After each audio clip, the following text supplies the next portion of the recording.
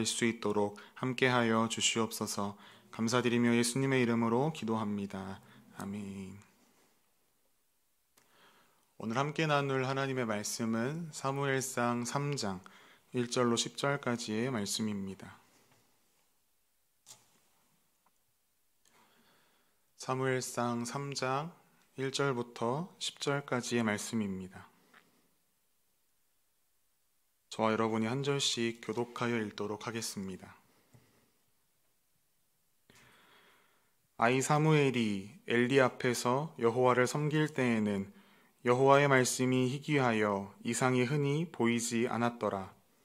엘리의 눈이 점점 어두워가서 잘 보지 못하는 그때에 그가 자기 처소에 누웠고 하나님의 등불은 아직 꺼지지 아니하였으며 사무엘은 하나님의 궤에 있는 여호와의 전 안에 누웠더니 여호와께서 사무엘을 부르신지라 그가 대답하되 내가 여기 있나이다 하고 엘리에게로 달려가서 이르되 당신이 나를 부르셨기로 내가 여기 있나이다 하니 그가 이르되 나는 부르지 아니하였으니 다시 누우라 하는지라 그가 가서 누웠더니 여호와께서 다시 사무엘을 부르시는지라 사무엘이 일어나 엘리에게로 가서 당신이 나를 부르셨기로 내가 여기 있나이다 하니 그가 대답하되 내 아들아 내가 부르지 아니하였으니 다시 누우라 하니라. 사무엘이 아직 여호와를 알지 못하고 여호와의 말씀도 아직 그에게 나타나지 아니한 때라. 여호와께서 세 번째 사무엘을 부르시는지라 그가 일어나 엘리에게로 가서 이르되 당신이 나를 부르셨기로 내가 여기 있나이다 하니 엘리가 여호와께서 이 아이를 부르신 줄을 깨닫고 엘리가 사무엘에게 이르되 가서 누웠다가 그가 너를 부르시거든 내가 말하기를 여호와여 말씀하옵소서 주의 종이 듣겠나이다 하라 하니 이에 사무엘이 가서 자기 처소에 누우니라. 여호와께서 임하여서서 다음과 같이 사무엘아 사무엘아 부르시는지라 사무엘이 이르되 말씀하옵소서 주의 종이 듣겠나이다 하니. 아멘. 시대 속에 쓰임받는 사람이라는 제목으로 말씀을 나누겠습니다. 제가 어릴 적에 초등학교에서 만들었던 것들 중에 기억나는 것이 있습니다. 바로 종이컵 전화기입니다. 뭔지 아시나요? 종이컵에 실을 달아서 귀에 대고 입에 이야기하면 소리가 들립니다. 이게 될까 싶기도 하지만 신기하게도 잘 들립니다. 그리고 더 잘 들리게 하는 방법이 있습니다. 무엇인지 아시나요? 종이컵의 실을 팽팽하게 만들면 더 잘 들립니다. 거기서 한 단계 더 잘 들리게 하는 방법이 있습니다. 실을 더 단단한 것으로 이용하면 소리가 더 명확하게 들립니다. 실 대신에 낚싯줄이나 구리선 같은 것들을 사용하면 그 효과가 커집니다. 요즘 매일 우리가 사무엘서를 묵상하고 있습니다. 저는 사무엘서를 묵상하면서 동시에 그 앞의 시대를 기록한 사사기를 함께 읽고 있습니다. 그런데 사사기에 등장하는 이스라엘 백성들의 모습이 마치 이 종이컵 전화기와 같이 보였습니다. 명목상으로 하나님과 자신들이 연결되어 있기는 하지만 그 줄이 너무나 느슨하고 말랑해서 하나님의 음성이 들리지 않는 이스라엘 백성들의 영적인 상태. 하나님께서 때마다 사사들을 보내셔서 하나님의 말씀을 선포하면 그때는 잠시나마 줄이 팽팽해져서 하나님의 음성을 듣다가도 사사가 죽고 나면 언제 그랬냐는 듯이 다시 느슨해지는 이스라엘 백성들. 그래서 이전처럼 다시 하나님의 음성을 듣지 못하는 이스라엘 백성들의 모습을 계속해서 보게 됩니다.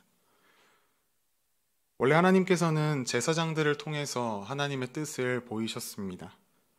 그런데 제사장들의 상태가 좋지 않습니다. 사무엘서에 등장하는 엘리 제사장을 보면 그가 얼마나 영적인 무능함에 빠져 있었는지를 알 수 있습니다. 기도하는 한나를 보면서 술에 취한 것으로 판단하고 하나님의 음성도 듣지 못하고 하나님 앞에 망령되이 행하는 자녀를 컨트롤하지도 못합니다. 그 아들들은 어떠했습니까? 제사장이 지켜야 하는 모든 규정을 무시합니다. 제사에 사용된 음식을 멋대로 취하고 회막문에서 수종드는 여인들과 동침합니다. 결국 이 엘리 제사장의 영적 무능함은 엘리 집안의 몰락은 물론 더 나아가 이스라엘 전체의 몰락을 가져오고 말았습니다. 이처럼 너무나도 암울한 이스라엘의 상황 속에서 하나님께서는 한 인물을 준비시키시고 그를 하나님의 역사의 한가운데에 등장시키십니다. 그가 바로 사무엘입니다. 오늘은 이 엘리 제사장과 사무엘을 비교하면서 하나님께서 이 시대 속에 우리에게 원하시는 것이 무엇일까? 말씀을 통해 우리에게 무엇을 깨닫게 하시는가? 우리가 함께 말씀을 살피며 은혜를 나누기를 원합니다. 오늘 본문을 시작하며 성경은 사무엘의 이름을 언급하고 있습니다. 그리고 그를 소개할 때에 아이 사무엘이라고 이야기합니다. 성경에서 이렇게 디테일하게 묘사할 때에는 이유가 있습니다. 오늘 아이 사무엘이라고 굳이 소개하는 이유는 늙은 엘리와 어린 사무엘을 선명하게 대조시키기 위한 기법입니다. 본문이 시작되면서 조금은 불편한 문장이 등장합니다. 아이 사무엘이 엘리 앞에서 여호와를 섬길 때, 하필 멋진 사무엘이 이 영적으로 무너진 엘리 제사장 밑에서 교육을 받게 됩니다. 그러나 다행히도 사무엘이 그곳에서 누구를 섬기고 있습니까? 여호와 하나님을 섬기고 있습니다. 본문을 이어서 보시면 그때에는 여호와의 말씀이 희귀하여 이상이 흔히 보이지 않았다라고 이야기합니다. 여기서 이야기하는 말씀이 희귀했다는 것은 그 말씀이 귀했다라는 의미도 있지만 드물었다의 의미가 더 강합니다. 하나님의 말씀을 찾고 듣기가 매우 어려웠다는 것입니다. 우리가 한번 생각해 볼까요? 지금 사무엘서, 오늘 본문의 배경이 어느 때입니까? 왕정시대로 넘어가기 직전의 사사시대 말기입니다. 그렇다면 우리는 사사기에서 계속해서 반복되는 그 사이클을 한번 떠올려 보아야 합니다. 이스라엘이 하나님을 잃어버리고 죄를 짓습니다. 그러면 하나님께서 어떻게 하시죠? 하나님의 심판으로 그들을 유기하십니다. 그리고 그들의 귀와 눈을 멀게 해서 하나님의 음성을 듣지 못하게 하십니다. 그리고 주변국들을 통해 고난받게 하시고 그 고난받고 있는 이스라엘 백성들이 부르짖으면 사사를 보내셔서 회복하시고 그 반복되는 사이클이 계속해서 사사기 속에서 등장합니다. 그렇다면 지금 본문의 상황은 어떤 상황입니까? 하나님의 말씀이 눈에 보이지 않고 하나님께서 보여주시는 이상과 기적이 하나도 보이지 않는 때라면 지금 당장은 암울하지만 그만큼 곧 구원의 때가 다시 도래할 것이다라는 것을 우리가 유추해 볼 수 있습니다. 물론 엘리 제사장이 영적으로 무능하지만 않았더라면 이스라엘이 이처럼 죄악에 빠지지 않았겠지만 그래서 하나님께서는 마지막 사사인 사무엘을 준비시키셨던 것입니다. 앞선 사사시대 속의 이스라엘 백성들의 모습처럼 오늘 본문 속에 있는 이스라엘 백성들의 상황 또한 영적인 타락이 굉장히 극심한 상태였습니다. 오늘 본문 2절 말씀을 우리가 함께 읽으시겠습니다. 시작. 엘리의 눈이 점점 어두워가서 잘 보지 못하는 그때에 자기 처소에 누웠고. 본문에서 엘리를 소개할 때 어떤 사람으로 소개하고 있습니까? 눈이 점점 어두워가고 있는 사람으로 소개합니다. 눈이 어두워가고 있다는 것은 엘리가 늙어가고 있다는 이야기입니다. 이삭이 나이가 들어서 눈이 멀어 야곱과 에서를 알아보지 못했던 것처럼 엘리 또한 그렇게 늙어가고 있었습니다. 그리고 더 나아가 엘리의 눈이 점점 더 어두워져 가고 있다라는 사실을 통해서 그의 신체뿐만 아니라 점점 비약해져 가는 엘리 제사장의 영적 상태를 또한 우리에게 보여주고 있습니다. 엘리는 그 노쇠한 몸으로 지금 자기 처소에 누워 있습니다. 여전히 암울한 본문의 분위기가 계속됩니다. 그런데 갑자기 성경은 우리를 다른 인물에게로 초점을 맞추게 합니다. 오늘 본문 3절 말씀 우리가 함께 읽겠습니다. 시작. 하나님의 등불은 아직 꺼지지 아니하였으며 사무엘은 하나님의 궤 위에 있는 여호와의 전안에 누웠더니. 본문은 의도적으로 엘리 제사장과 사무엘을 비교하고 있습니다. 엘리 제사장은 자기 처소에, 사무엘은 여호와의 전 안에 누워 있습니다. 그리고 성경은 이렇게 기록합니다. 하나님의 등불은 아직 꺼지지 아니하였다. 이 등불은 매일 저녁부터 다음날 아침까지 성소에 켜져 있어야 하는 그 등불을 이야기합니다. 그 등불이 아직 켜져 있다는 것은 먼저는 지금 상황이 아직 깊은 밤중이다. 또한 하나님의 말씀과 이상이 없는 이스라엘의 어두운 절망의 상황 속에서 하나님은 아직 이스라엘을 포기하지 않으셨다라는 희망을 이 등불을 통해서 알게 합니다. 그 깊은 밤에 하나님께서 사무엘을 부르십니다. 오늘 본문 4절 말씀에 여호와께서 사무엘을 부르시는지라. 성경 속에 하나님께서 어떤 인물을 택해서 부르실 때에는 다 이유가 있습니다. 보통 새 일을 시작하실 때에 성경은 하나님께서 누구를 부르셨다라고 기록합니다. 아브라함을 고향에서 불러내셨고 이스라엘을 애굽 노예 생활에서 해방하기 위해서 모세를 부르셨고 이스라엘 백성들을 말씀으로 인도하기 위해서 이사야와 예레미야와 같은 선지자들을 부르셨던 것처럼 하나님께서는 사사시대의 막을 내리며 왕정시대를 시작하는 이 전환기 속에서 이스라엘을 회복시키기 위해 사무엘을 부르셨습니다. 이에 사무엘이 대답합니다. 내가 여기 있나이다. 그리고 누구에게 달려갑니까? 엘리에게 달려갑니다. 오늘 본문 1절 말씀에 여호와의 말씀이 희귀하여 이상이 흔히 보이지 않았다라고 기록되어 있습니다. 하나님의 음성과 이상을 한 번도 경험해보지 못했던 사무엘은 그 음성이 여호와 하나님의 음성이라는 사실을 전혀 생각하지 못했던 것 같습니다. 그런데 엘리의 반응이 더 가관입니다. 엘리가 말합니다. 나는 부르지 아니하였으니 다시 누우라. 마찬가지로 엘리의 영적 무능함이 또 드러나 버렸습니다. 사무엘이 다시 자리에 가서 눕습니다. 그런데 또 음성이 들려옵니다. 사무엘이 일어나서 다시 엘리에게로 가는데 여기서도 구체적으로 장면을 묘사하고 있습니다. 아까는 엘리에게로 달려갑니다. 그런데 원어를 살펴보면 그냥 걸어갑니다. 엘리 제사장이 불렀다라는 확신이 있다면 또 달려갔겠죠. 그런데 걸어갔다는 것은 누가 불렀을까, 그 음성이 무엇일까라는 생각을 사무엘이 했다는 것입니다. 그런데 엘리 제사장은 또 똑같이 반응합니다. 내가 부르지 않았어. 가서 제발 자라.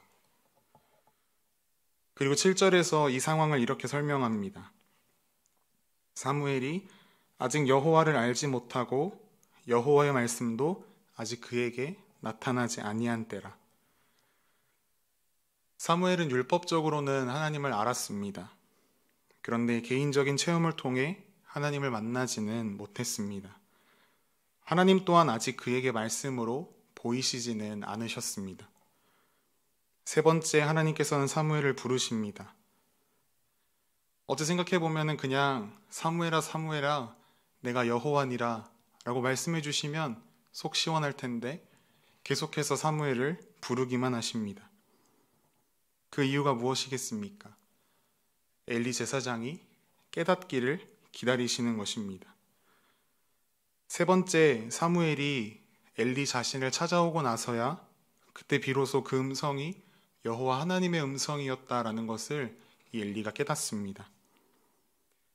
그래서 엘리 제사장이 사무엘에게 다시 한번 그 음성이 들리면 여호와여 말씀하옵소서 주의 종이 듣겠나이다 라고 대답하렴이라고 이야기합니다.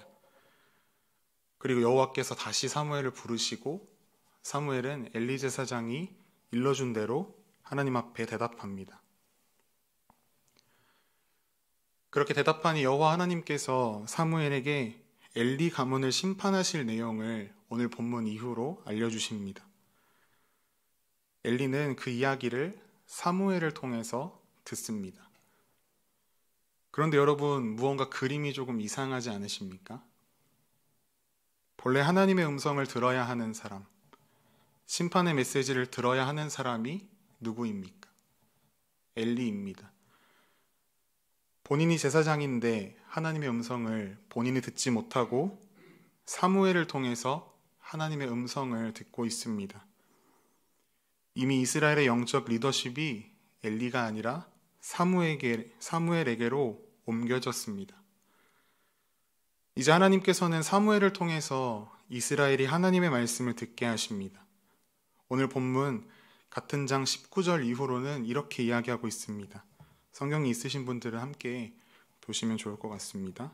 19절입니다.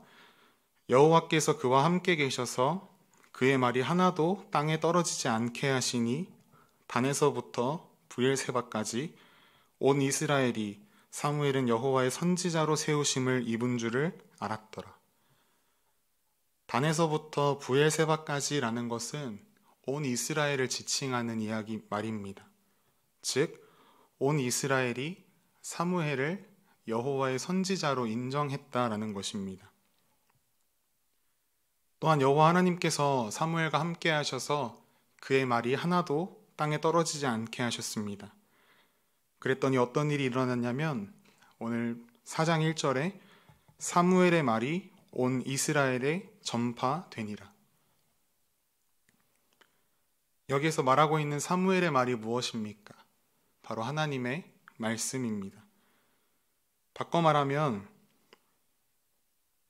사무엘로 말미암아 영적으로 어두운 막장과 같았던 이스라엘 전체에게 하나님의 말씀이 충만하게 임하게 되었다라는 것입니다.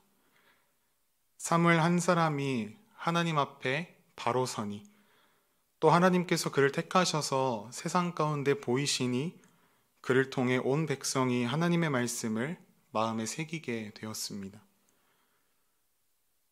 마찬가지로 이 시대 가운데에서도 하나님은 사무엘과 같은 사람을 찾으십니다. 그런데 우리가 여기에서 착각하지 말아야 할 것이 있습니다.